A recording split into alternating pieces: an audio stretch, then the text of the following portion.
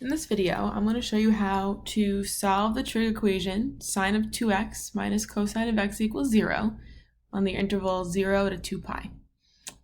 Alright, so first we're going to solve this equation. So, sine of 2x, we can use one of our double angle formulas. I know the sine of 2x is the same thing as 2 sine x cosine x. And here I still have minus cosine x equals 0. So I just replaced this right here with our double angle formula. Okay, so here's my new equation, right? I see cosine x in both, so I'm going to factor out cosine x. So cosine x times 2 sine x minus 1 equals 0. All right, so something times something equals 0, that means that either this part, cosine x equals 0, or this part, 2 sine x minus 1 equals 0, or they can both equal 0.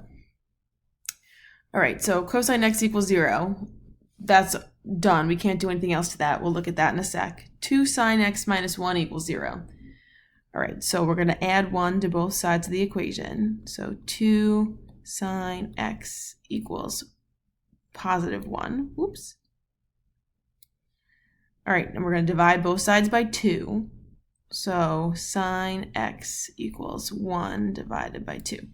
All right, so we're going to use the unit circle to find the places where cosine of x equals 0 and the sine of x equals 1/2. All right, so I wrote them up here so we don't forget them. And I drew a little sketch of our unit circle for us to use.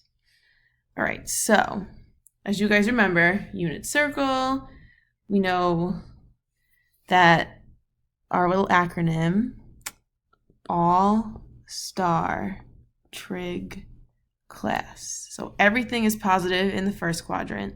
Sine is positive in the second quadrant. Cosine is positive in the fourth quadrant. All right, cosine of x equals 0. We know that the points are all cosine, comma, sine. So we want to know all the points where the x coordinate is 0. So it looks like up here, which would be pi over 2.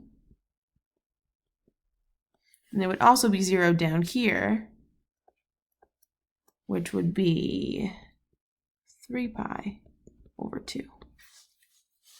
All right, sine x equals 1/2. So we know its sign has to be positive, so it can be in this quadrant or this quadrant. We want the y coordinate to be 1/2.